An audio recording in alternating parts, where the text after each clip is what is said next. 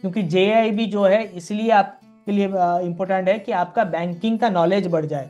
और जब आप किसी इंटरव्यू में जाते हो जेआईबी सीआईबी, आपको लेवल अप क्वेश्चन भी उसी तरह से पूछा जाता है। सर्टिफिकेशन जरूरी नहीं है, सर्टिफिकेशन आपके लिए 10,000 सैलरी ज़्यादा बढ़ा लेगा पर मंथ, ये भी एक बड़ा अमाउंट है।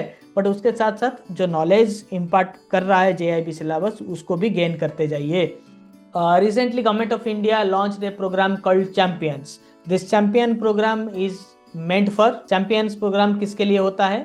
It is MSME sector, champions के लिए एमएसएमई। ये सब चीज़ें हमने ऑलमोस्ट कहीं ना कहीं बैंकिंग में पढ़ा है। अगर आप क्रेडिट मैनेजमेंट के लिए हमारे साथ थे तो एमएसएमई में मैं हमेशा चैंपियन सेक्टर के बारे में बात करता हूँ।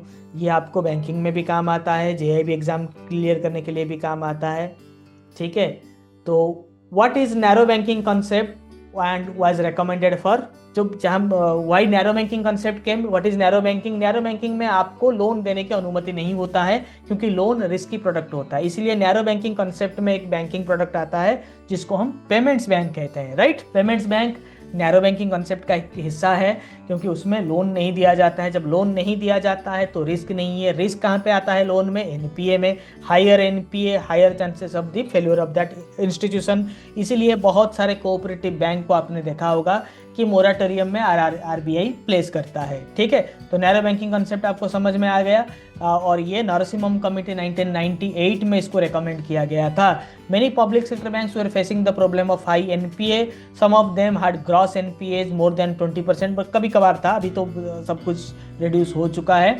कुछ लोगों ने अपना जो बुक है उसको क्लीन भी किया है, मतलब एआरसी को, एसेट रिकंस्ट्रक्शन कंपनी को, अपना जो लोन पोर्टफोलियो है, जो बैड डेट है, उसको भी सेल किया है। ये भी एक रीज़न है।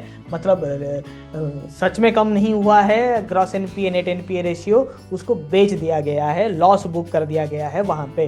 ठीक है, जो डिस्कशन हो रहा है, जो कॉन्सेप्ट हम क्लियर भी कर रहे हैं क्लास के साथ साथ, ये भी बहुत इंपॉर्टेंट है आपके एग्ज़ाम क्रैक करने के लिए, क्योंकि हमेशा बुक से ही डायरेक्ट क्वेश्चन आएगा ऐसा कोई मायने नहीं है।